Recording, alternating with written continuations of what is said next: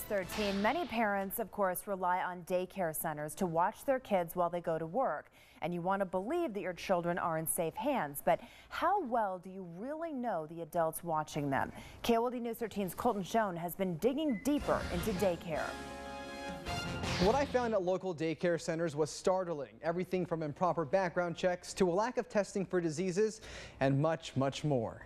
You know the place that you just picked your kid up from, a Dream Come True preschool learning school? Yes. Well, take a look. They have over 20 citations in the last survey that someone came out from the States. This is a Dream Come True daycare near Valencia and Midvale Park on the south side.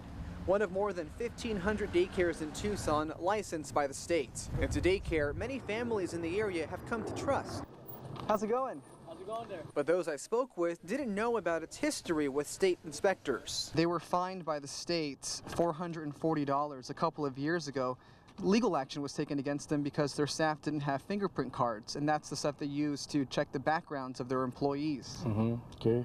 But that's not all. The last time a state surveyor came out here, which was in July, the daycare was cited for 20 violations. Among them, a staff member didn't get a TB test until 2 months after starting work. A log for prescription medications shows a kid took medicine on the wrong days. And there was no individual plan for a child with special needs. Now, I said that you have kids that come here. What do you think of all this? Well, I didn't know that.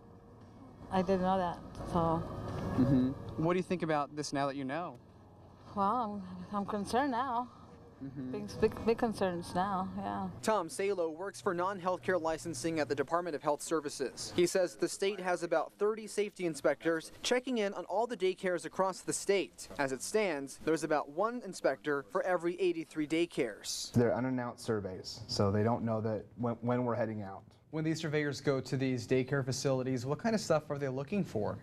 We have a whole set of rules and statutes that we do look at, but our main focus and priority is health and safety type of violations. The state took legal action against 28 daycare centers in Tucson in the last 3 years. Little Ranch School fined $400 for failing to report and document 8 incidents of alleged child abuse in March of 2013. Just a little more than a year later, they had 18 violations. One of the citations, children were not being signed out properly. The Outer Limits school operator was fined $100 last October. Earlier this year, a surveyor investigated claims that 2 3-year-old kids left the daycare through a gate and were found down the street by someone in the neighborhood. Staff says they were only gone about 10 minutes. Imagination agreed to pay a $325 fine, and then they were stuck with 15 citations in June. One violation included staff not logging when a child took ADHD medication, which is required by law.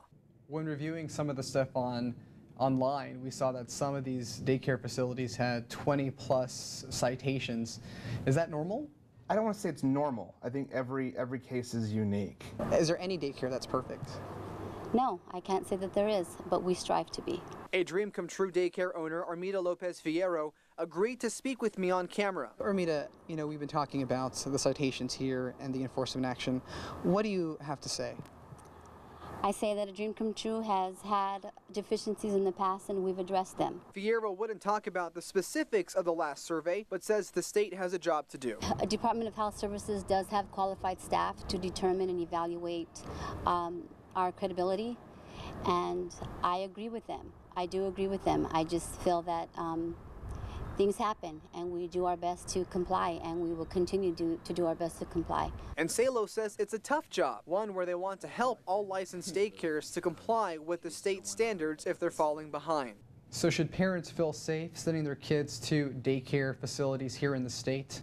I think if a facility is in compliance, if the facility does have the staff trained and educated as required, does maintain their ratios, does have the fingerprint clearance card, just to name a few of the rules, I think that there's a good basis for, safe childcare. The state gives daycares a period of time to correct violations, and it's important to note that all the daycares in this report address their citations. To find out how your child's daycare center is doing, you can go to our website, TucsonNewsNow.com. We've made it easy for you to look it up. I'm Colton Shone, KOLD News 13, live local 8 breaking.